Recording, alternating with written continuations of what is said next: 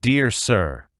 although it is not my intention to derive any pecuniary advantage from the generous vote of the Assembly of this state, consequent of its gratuitous gift of 50 shares in each of the navigations of the rivers Potomac and James, yet, as I consider these undertakings as of vast political and commercial importance to the states on the Atlantic, especially to those nearest the center of the Union, and adjoining the Western Territory, I can let no act of mine impede the progress of the work. I have therefore come to the determination to hold the shares which the Treasurer was directed to subscribe on my account, in trust for the use and benefit of the public, unless I shall be able to discover before the meeting of the Assembly that it would be agreeable to it to have the product of the sales arising from these shares applied as a fund on which to establish 2 charity schools, one on each river, for the education and support of the children of the poor and indigent of this country who cannot afford to give it, particularly the children of those men of this description, who have fallen in defense of the rights and liberties of it. If the plans succeed, of which I have no doubt, I am sure it will be a very productive and increasing fund, and the monies thus applied will be a beneficial institution.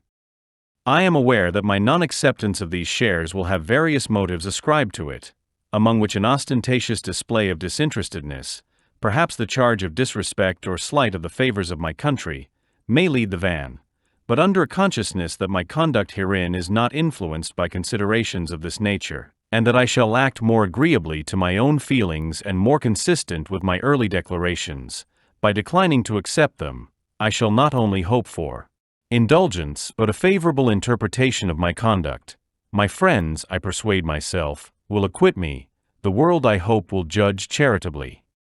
Perceiving by the advertisement of Messrs. Cabell, Buchanan, and Southe, that half the sum required by the Act, for opening and extending the navigation of James River, is subscribed, and the 20th of next month appointed for the subscribers to meet at Richmond, I take the liberty of giving you a power to act for me on that occasion. I would, having the accomplishment of these navigations much at heart, have attended in person, but the President and Directors of the Potomac Company by their own appointment are to commence the survey of this river in the early part of next month, for which purpose I shall leave home tomorrow. Besides which, if the ejectments which I have been obliged to bring for my land in Pennsylvania are to be tried at the September term, as Mr. Smith, my lawyer, conceived they would, and is to inform me, I shall find it necessary, I fear, to attend the trial. An intermediate journey, therefore, in addition, to Richmond would be impracticable for me to accomplish.